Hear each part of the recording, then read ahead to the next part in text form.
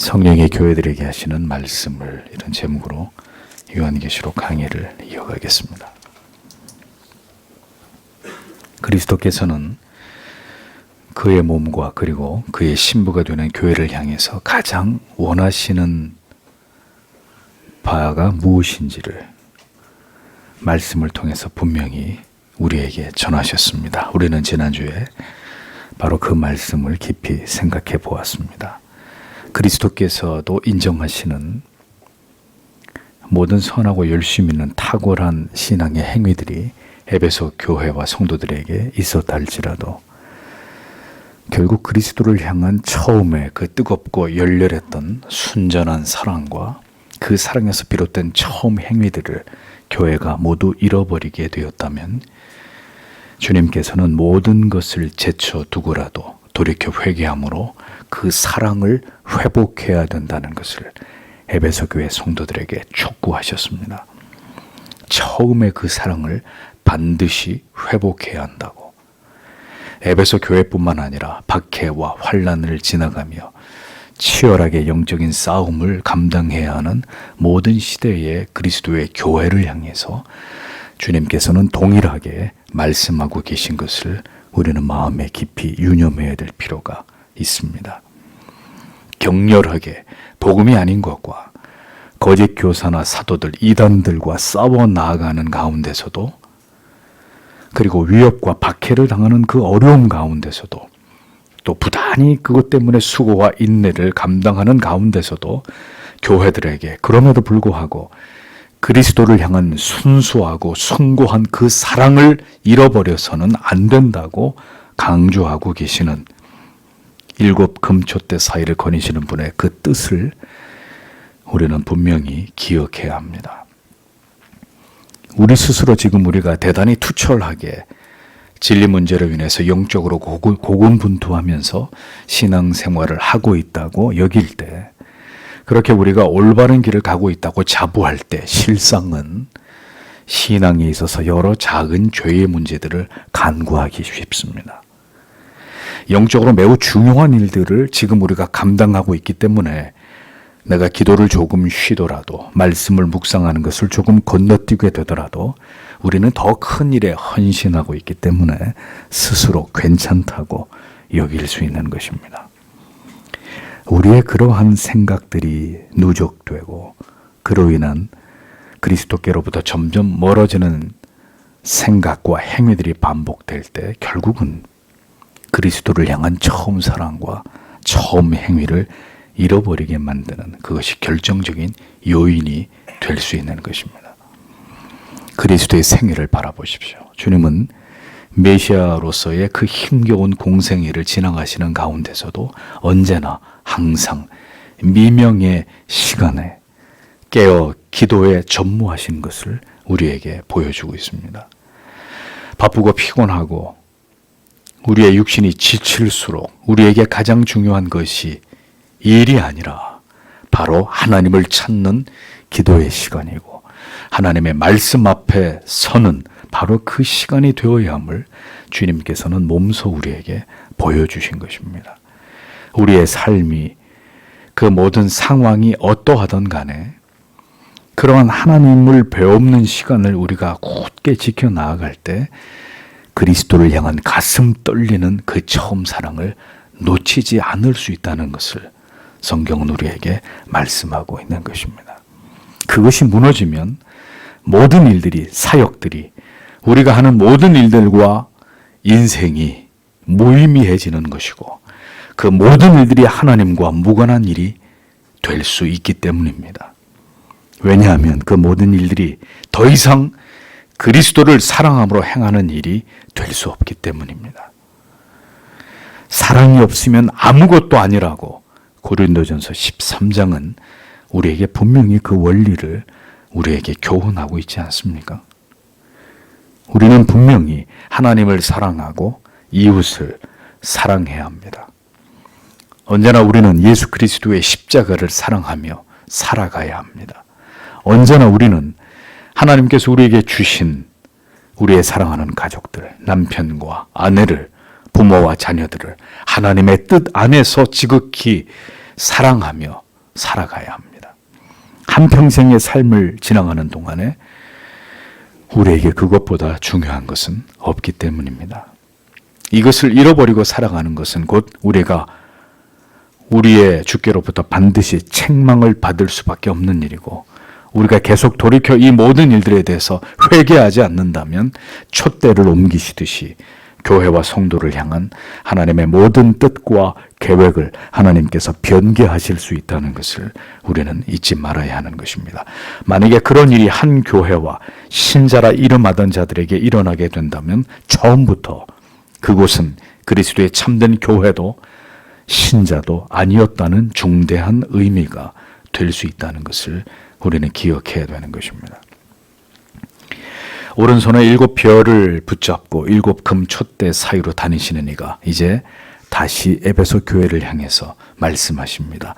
이미 주께서는 에베소 교회의 특심 가운데 악한 자들을 용납하지 아니한 것과 자칭 사도라 하지만 사도가 아닌 자들을 시험해서 그들의 정체를 드러내는 것에 대해서 내가 그것을 알고 있다라는 말씀으로 그들을 칭찬하셨습니다.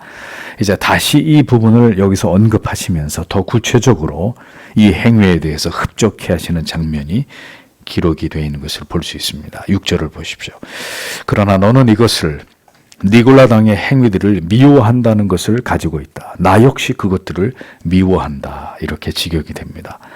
한글 성경에서 이 구절의 시작을 오직이라고 기록하고 있지만 원문에는 사실 알라라는 단어가 사용되어서 그런데 혹은 그러나라는 접속사로 기록이 되어 있습니다.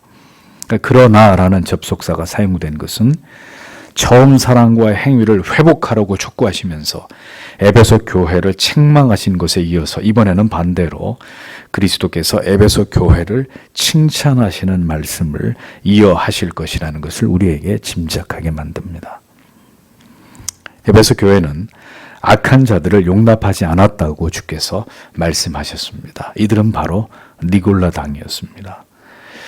이들이 누구인지에 대해서 많은 학자들은 구약의 이방 선지자 발람의 교훈을 따르던 그런 무리들로 해석을 합니다. 발람이 어떤 짓을 행한 자입니까? 이스라엘 백성들을 꾀어서 우상의 제물을 먹게 하고 행음을 저지르게 한 악한 자였습니다. 에베소가 우상을 숭배하는 음란한 도시였음을 감안할 때 니골라당이 에베소 교회 안에서 활동을 하면서 이러한 우상 숭배나 음란한 행위를 부추기는 짓을 저질렀을 가능성을 우리는 충분히 짐작할 수 있는 것입니다. 이러한 니골라당의 영향을 받은 에베소 교회 교인들 가운데는 이런 음행이나 우상 숭배의 영향을 받아 믿음의 길에서 이탈하기 시작하는 자들이 생겨났던 것으로 보입니다. 2절에서 3절에 등장하는 거짓 사도들 또한 우상 숭배와 같은 이교적 행위를 적당히 기독교적 진리와 혼합해서 성도들을 미혹해 했던 그런 자들로 여겨집니다. 그런데 에베소 교회는 이러한 니골라당의 사악한 이교도적이고 이단적인 행위들을 미워했다라고 주님께서 증언하셨다는 거죠. 교회 머리 대신 그리스도께서는 오늘도 우리가 무엇을 미워하고 싫어하는지 또는 무엇을 우리가 좋아하고 그것에 온통 우리의 마음을 빼앗기고 있는지를 다 알고 계시는 분이십니다. 주께서는 당신께서 기뻐하시는 것을 교회와 성도가 기뻐하기를 원하시고 주께서 미워하시는 것을 싫어하기를, 미워하기를 주님처럼 그렇게 우리가 그런 것들을 배척하기를 원하시는 분이십니다. 우리가 무엇을 하든지 어떤 결정을 하든지 모두 그저 용인하시고 좋아해 주시는 그런 분이 결코 아니시라는 거죠. 에베소 교회의 문제는 에베소 교회의 성도들이 니골라당의 행위를 미워하고 그들의 악을 경계하는 과정에서 니골라당의 사람들까지 미워하게 되었다는 것입니다.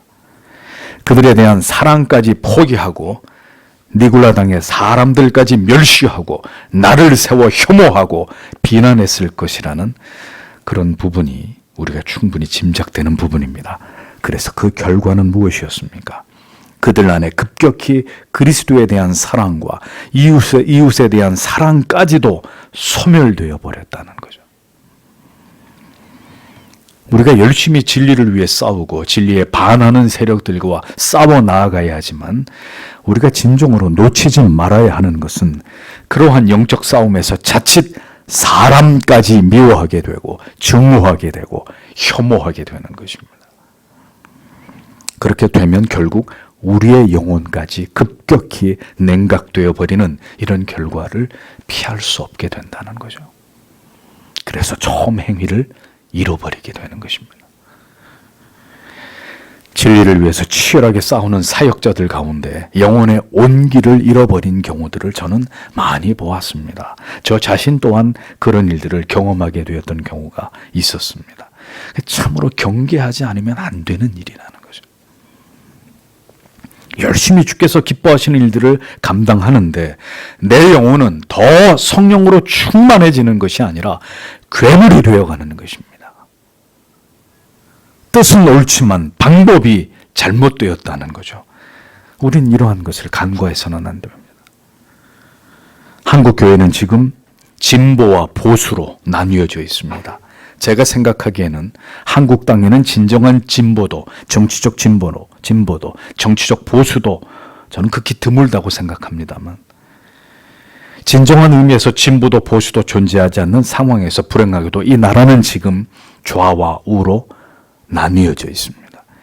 그리고 심각한 문제는 서로를 향해서 도무지 목회자와 성도라고 믿기 어려운 날선 공방과 욕설과 비난이 SNS상에서 난무하고 있는 것을 매일 목격하게 되는 것입니다. 결국 이렇게 사탄에 의해서 한국 교회가 둘로 쪼개어져서 싸우는 형국이 되어버렸습니다. 분명히 말씀드리건대 에베소 교회가 니골라당의 행위를 미워했듯이 우리는 반성경적이고 비복음적인 모든 사상과 이념과 시대의 정신과 철학을 배격하는 것입니다.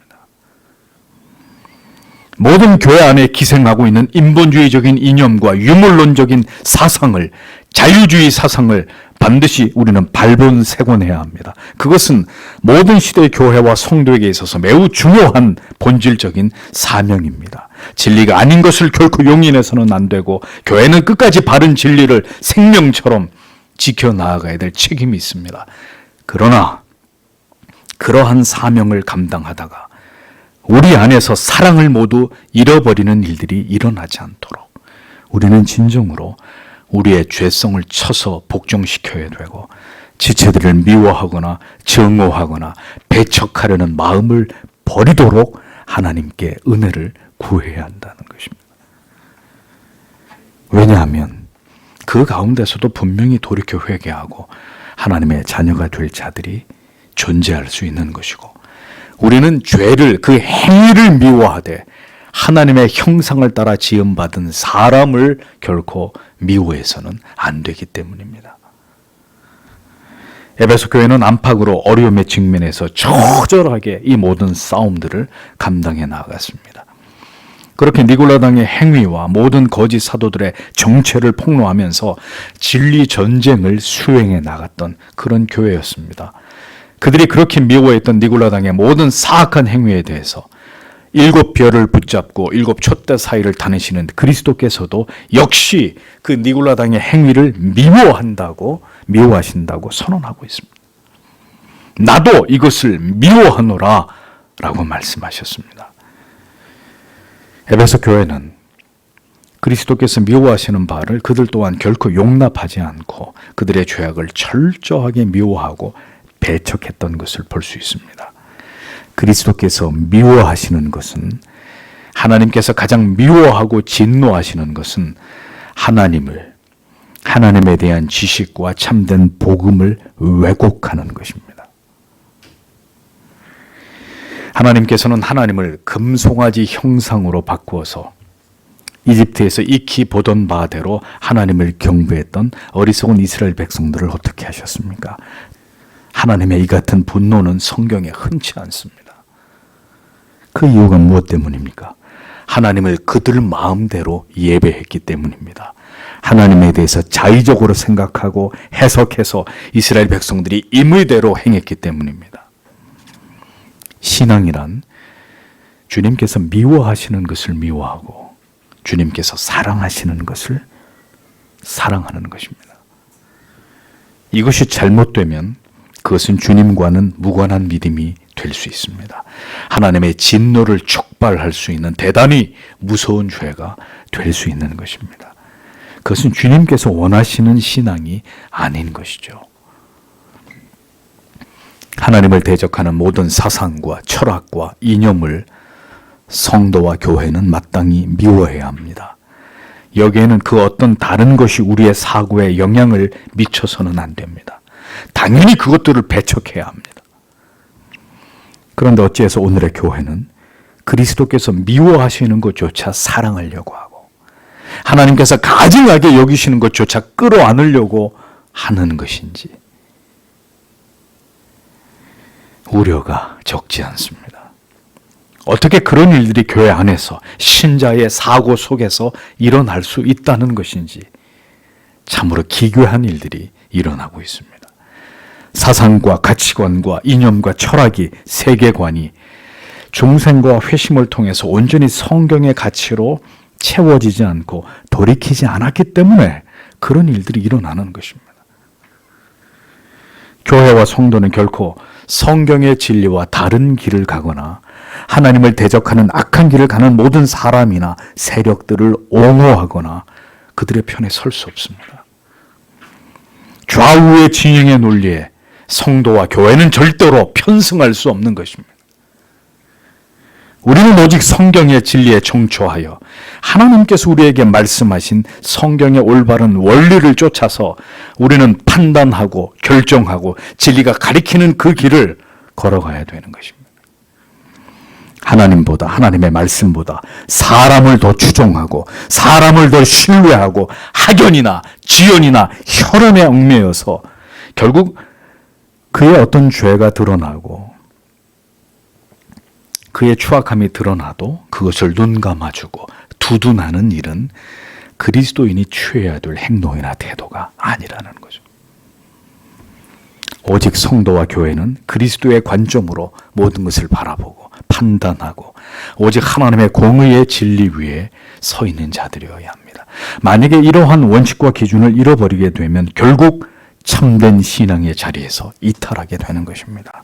하나님의 말씀보다 다른 가치에 의해서 우리의 마음과 생각과 판단이 우리의 가치관이 영향을 받게 되고 나아가서 그로 인해서 하나님의 뜻에서 벗어나는 일들이 일어나게 된다면 그것은 참으로 어리석고 악한 죄를 범하게 되는 것이라는 거죠. 그러므로 우리는 성경이 우리에게 과연 무엇을 말씀하고 있는지를 정확히 알고 이해합니다. 하지만 모든 이단들도 그리고 각각의 이념과 사상의 배경을 성경에서 취하려고 하는 자들도 모두 성경을 제각기 인용한단 말이에요. 그러나 우리가 기독교 강요를 통해서 보았듯이 모든 이단들과 불건전한 사상을 가진 자들은 성경을 곡해하고 주마가편식으로 성경을 해석하는 우를 범하는 자들입니다. 그러니까 철저하게 인본주의적인 관점에서 인간을 두둔하고 인간을 이롭게 하기 위해서 성경을 해석하는 것입니다. 그러하기에 성경의 진리를 깨닫지 못하는 것입니다. 진리를 왜곡되게 이해하면 그 신앙이 왜곡되게 되고 그 삶과 그 방향성이 모두 뒤틀어지는 이런 결과를 낳게 됩니다. 결국 성경이 말씀하는 올바른 믿음에서 이탈하게 되는 심각한 문제가 발생하는 것입니다. 그러므로 우리는 언제든지 성경을 통해서 최종적인 답을 찾고 성경의 진리가 무엇을 말씀하는지를 통해서 모든 것을 결정하고 그 해답을 찾는 일에 집요한 노력을 기울여야 한다는 것입니다. 교회는 모든 성도들은 이에 반드시 성령이 하시는 말씀을 사람이 하는 말이 아니라 성령이 성경의 진리를 통해서 우리에게 주시는 그 진리의 깨달음에 우리의 마음을 집중해야 되는 것입니다.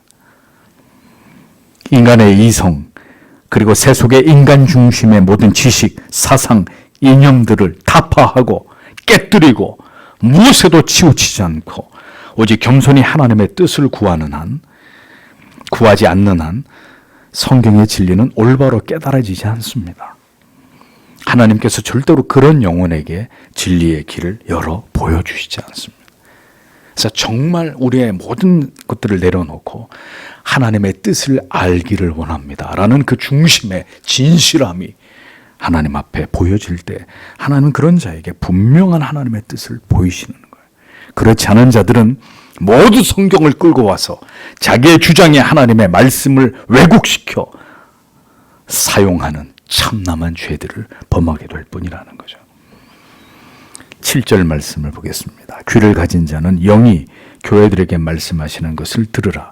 내가 이기는 자에게 하나님의 낙원 가운데 있는 생명의 나무로부터 먹도록 그에게 줄 것이다.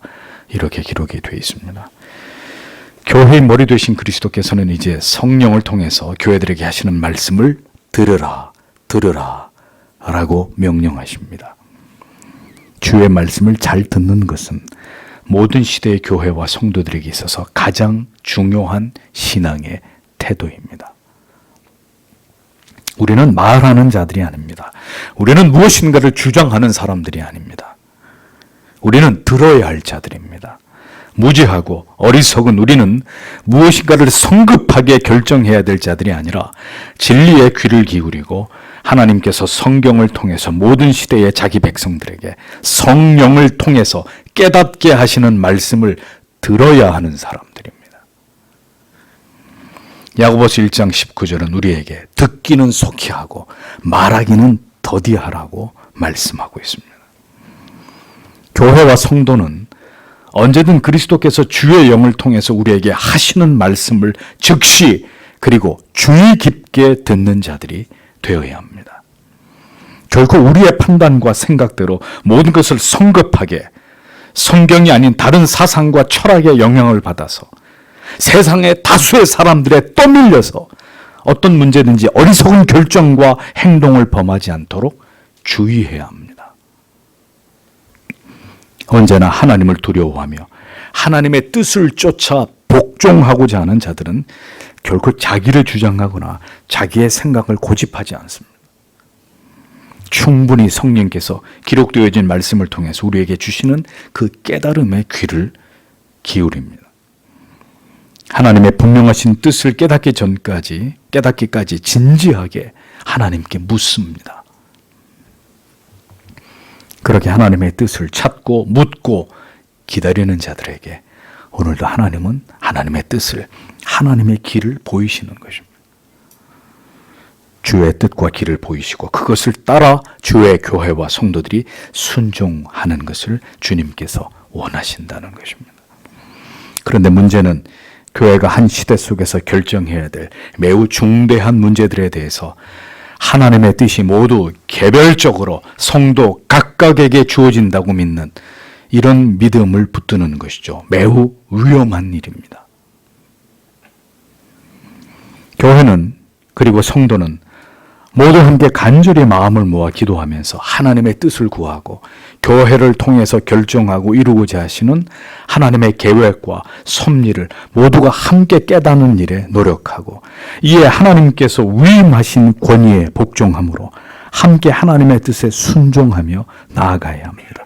그것이 교회에게 말씀하시는 하나님의 뜻에 귀를 기울이는 것입니다. 교회들에게 하시는 말씀을 들으라고 했습니다. 성도 개개인에게 주시는 말씀이 아니에요. 성경을 잘 보세요. 교회들에게 하시는 말씀을 들으라. 환난과 박해를 지나갈 때 주께서는 교회들에게 말씀하십니다.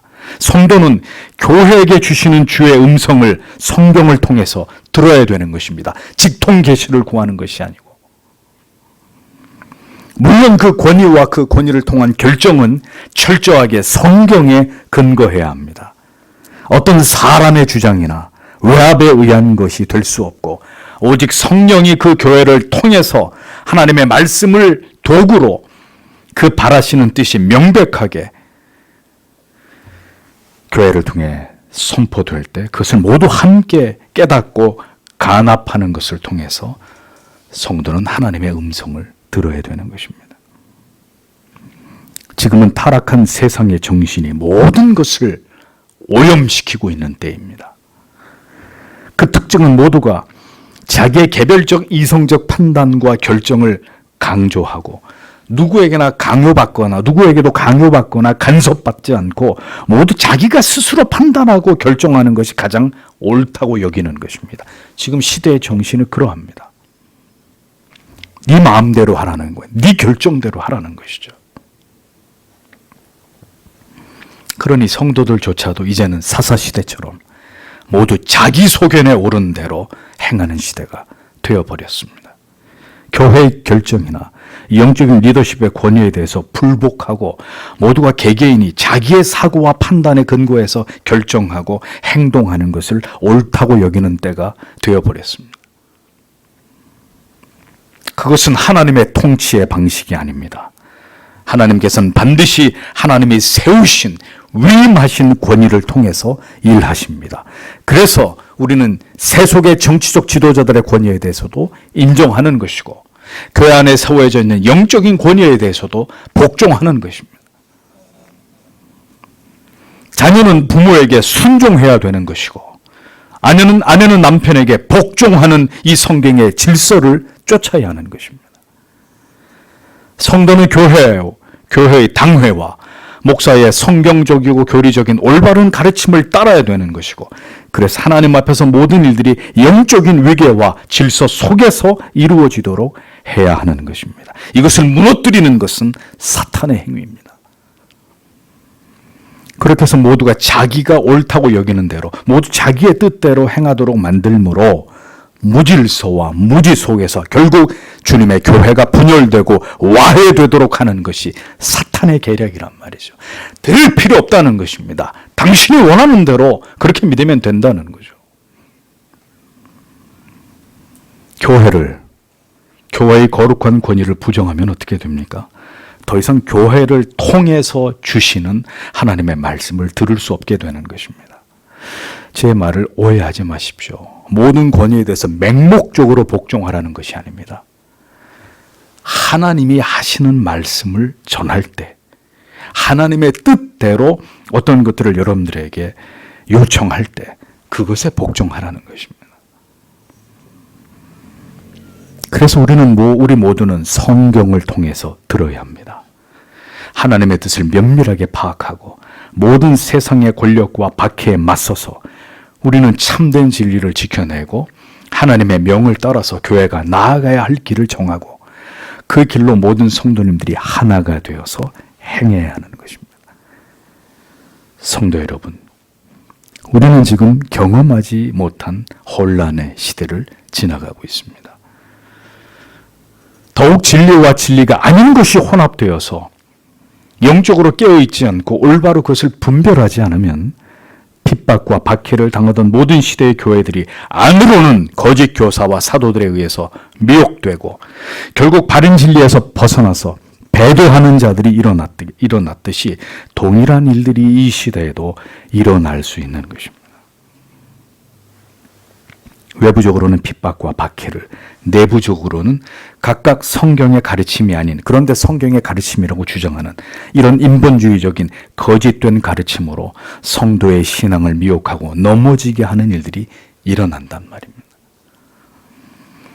그러니 우리는 영적인 촉각을 곤두세우고 성경을 통해서 명확하게 하나님의 뜻을 깨달으며 교리와 교회의 역사 속에서 보여지고 있는 모든 교훈을 따라서 명민하게 판단하고 분별하고 결정해서 주님이 기뻐하시는 길로 걸어가야 한다는 것입니다.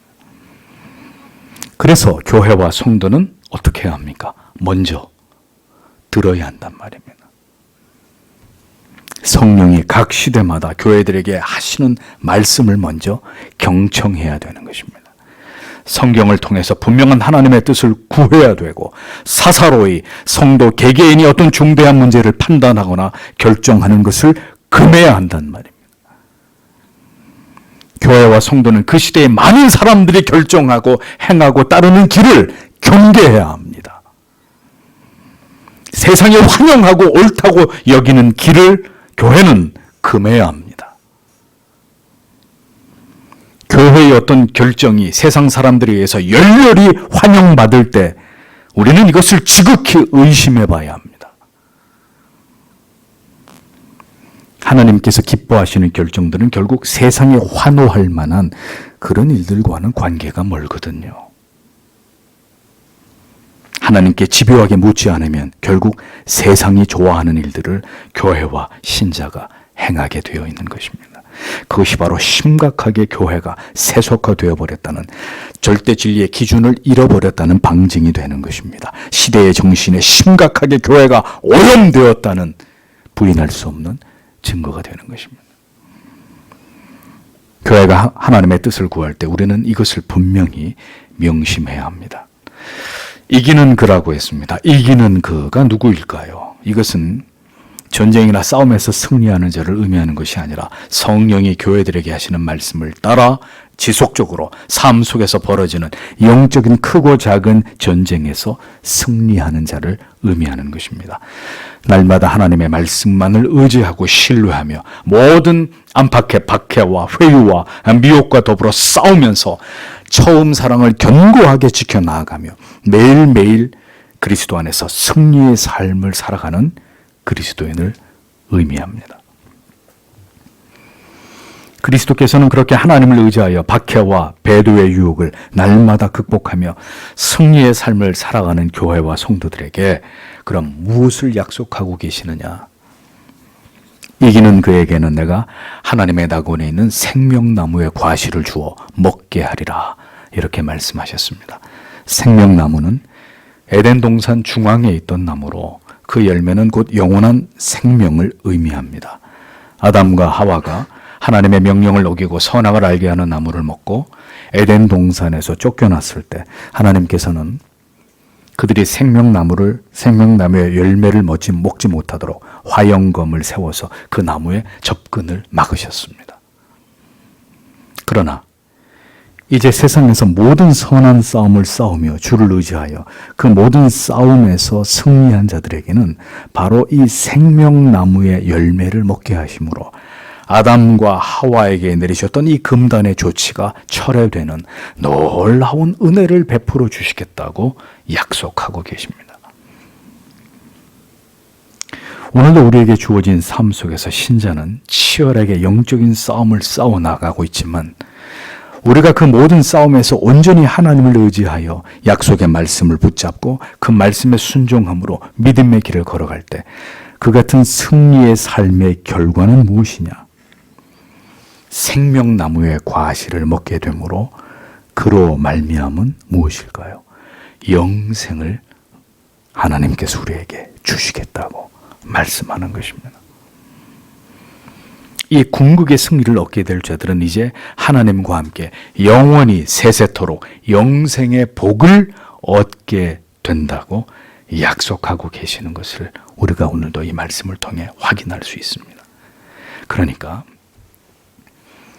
성경이 말씀하고 있는 성도가 받게 되는 궁극의 복은 유한한 이 세상을 지나가는 동안 호의호식하면서 좋은 곳에서 살아가는 그것이 전부가 아니라는 것입니다. 성도가 받을 궁극의 보상은 아담과 하와 이후로 누구도 먹어본 적이 없는 생명나무의 실과를 낙원에서 먹게 되므로 마침내 영원한 삶을, eternal life, 영원한 삶을, 영원한 생명을 얻게 되는 바로 그것이라고 성경은 분명하게 말씀하고 있는 것입니다. 성도 여러분, 이 말씀을 믿으십니까? 그렇다면 오늘 무엇이 도대체 우리를 두렵게 할 수 있단 말입니까?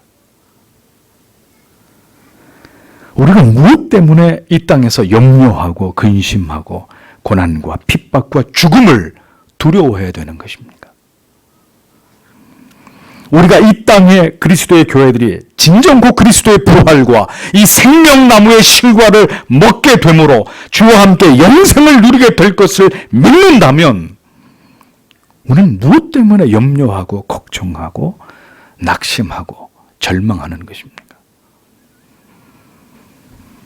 성경의 진리가, 복음이 우리에게 무엇을 약속하고 있는지를 그래서 교회와 성도는 분명히 기억할 필요가 있습니다.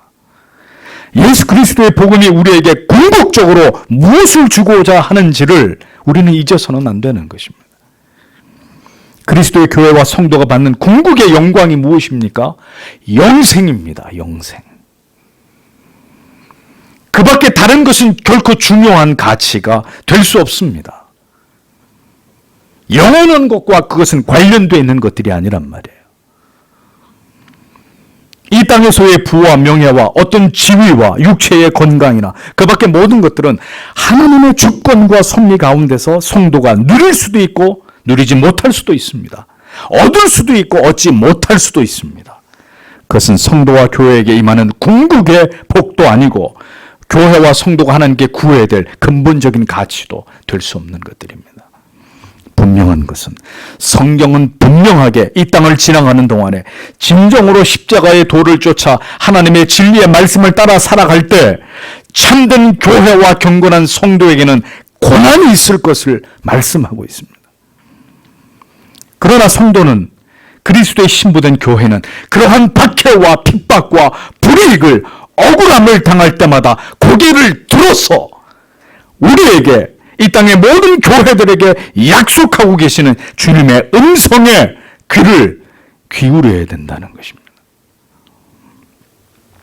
이기는 그에게는 내가 하나님의 낙원에서 생명나무의 실과를 주어 먹게 하리라고 오늘도 우리에게 분명하게 말씀하고 계시는 주님의 그 말씀을 곧게 붙들고 신뢰해야 되는 것입니다. 누가? 모든 시대를 지나가는 환난과 핍박 속에 있는 그리스도인들이, 그리스도의 교회들이 이 약속을 붙들고 그 시대들을 감당해내야 된다는 것입니다. 이 세상에서 보여지는 모든 상황들은 결코 우리를 행복하고 즐겁게 하지 못합니다. 그것을 점점 주님께서 보여주시는 거예요. 무엇을 해도 기쁘거나 행복하지 않은 세상으로 여러분들을 지금 끌고 가고 계시잖아요. 세상은 원래 죄악으로 가득하고 부패와 타락이 끊이지 않는 것입니다. 우리가 잠시 그것을 잊어버린 거죠. 하나님을 알지 못하는 모든 악한 권력자들은 결국 우리의 신뢰의 대상이나 우리에게 희망을 주는 존재들이 아닙니다. 교회와 성도는 그러한 세상 속에서 오직 하늘에 우리의 소망을 두고 다만 이 세상에서 우리를 존재하게 하신 하나님의 뜻과 선하신 계획을 따라서 복음을 전파하고 그리고 진리의 가치를 굳게 지켜내면서 무엇으로도 빼앗아 갈 수 없는 신앙의 고백을 굳게 지키면서 하나님을 예배하고 그를 영화롭게 하는 존재로 살아가다가 주의 부르심을 받아 낙원으로 소환을 받는 자들이란 말이죠. 우리는 언제나 이것을 잊지 말아야 합니다. 잠깐 이 세상에 있다가 가는 것뿐이에요. 우리는 오늘도 이 가치를 위해서 이 땅에서 아직 살아갈 수 있는 시간을 허락받았고 이를 위해서 아직도 우리의 생명이 연장되고 있는 은혜를 누리고 있을 따름입니다. 성경이 우리에게, 교회들과 성도들에게 무엇을 말씀하시는지를 올바로 보고 깨닫고 이해하십시오. 성경과 다른 것에 현혹되고 미혹당하고 성경과 다른 주장과 어리석은 고집에 매이지 마십시오. 하나님께서 기뻐하시는 것을 우리도 기뻐하고 하나님께서 미워하시는 모든 것들을 우리도 그 시대 속에 미워하고 거부하고 저항해야 되는 것입니다. 언제나 우리에게 말씀하시는 하나님이십니다. 모든 시대 속에 존재하는 하나님의 택자들과 교회들에게 하나님의 뜻을 오늘도 성령께서 하나님의 말씀을 통해 선명하게 전달하고 계십니다. 그러니 성도는 하나님의 말씀에만, 그 음성에만 귀를 기울여야 되는 것이죠. 많은 자들이 행하는 길은 진리의 길이 아닙니다. 오직 소수가 걸어가는 길, 박해와 조롱과 핍박이 반드시 수반되는 그 길, 세상과 세상 사람들이 결코 이해하거나 동의할 수 없는, 그러나 주께서 가라 명하시는 그 길로 교회는 나아가는 것입니다. 그러하기에, 그렇게 치열하게 이 세상을 통과해야 하기에 우리에게 영원한 소망은 이 땅과 이 땅의 것이 절대로 될 수 없고 영원한 것이 될 수밖에 없는 것입니다. 영원한 생명만이 당연히 교회와 성도들의 유일한 소망이요 위로여야 하는 것입니다. 다른 것을 품어서는 안 됩니다. 성도로 이 세상을 지나가면서 그리스도의 몸을 잃은 지체들로서 우리는 다른 것에 우리의 소망과 기대를 품어서는 안 됩니다. 모두 무너져 버릴 것들이고 우리를 실망케 할 것들이고 멸망의 불에 모두 소멸될 것들입니다. 영혼을 위해서 살아가십시오. 그러나 염세주의자가 아닌 우리에게 주어진 모든 것들을 하나님 사랑과 이웃 사랑의 대의를 이루기 위해서 최선을 다하는 경건하고 성실하고 정직한 삶을 주님 앞에서 살아가야 합니다. 모든 시대 속에서 교회가 존재하는 모습과 방식은 달랐어도 존재의 이유는 하나였습니다. 그것은 하나님을 영원롭게 하고 영원토록 그를 즐거워하며 하늘에서 영원히 이어질 하나님을 향한 예배를 이 땅 가운데서도 아름답게 이어가는 것입니다. 그것이 우리가 사는 이유이고 존재의 목적입니다.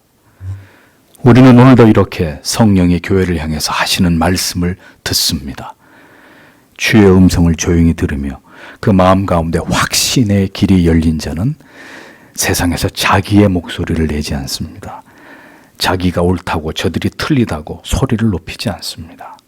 조용히 하나님이 주신 그 소신과 확신을 가지고 오늘도 걸어가야 될 그 길을 믿음으로 조용히 걸어갈 뿐입니다. 그리고 소리 없지만 힘있게 진리를 그의 삶의 현장에서 외칩니다. 사람들을 선동하지 않습니다. 그들에게 오직 진리만을, 복음만을 전할 뿐입니다. 그러면 그 진리가 성도의 영혼 안에서 역사하고 주의 교회를 견고하게 이끌어 가심을 믿기 때문이죠. 성도 여러분, 성령이 교회에 하시는 말씀을 듣고 그것을 마음에 새기시고 오늘도 그리스도를 위해서 진리의 깃발을 드십시오. 그리고 묵묵히 앞을 향해 나아가십시오. 모든 시대의 거룩한 주님의 교회와 성도들이 그 길을 걸어갔던 것처럼 우리도 그 길을 뒤따라가는 자들이 되어야 합니다. 우리는 낙원에서 생명의 나무를 먹으며 주와 함께 영원히 살 자들이 아닙니까? 오늘도 주신 이 말씀을 여러분들의 마음에 깊이 새기시면서 다 함께 주께서 우리의 마음에 이 진리를 부어서 담대하게 그 길을 가게 해 주시기를 이 시간에 다 함께 기도하겠습니다.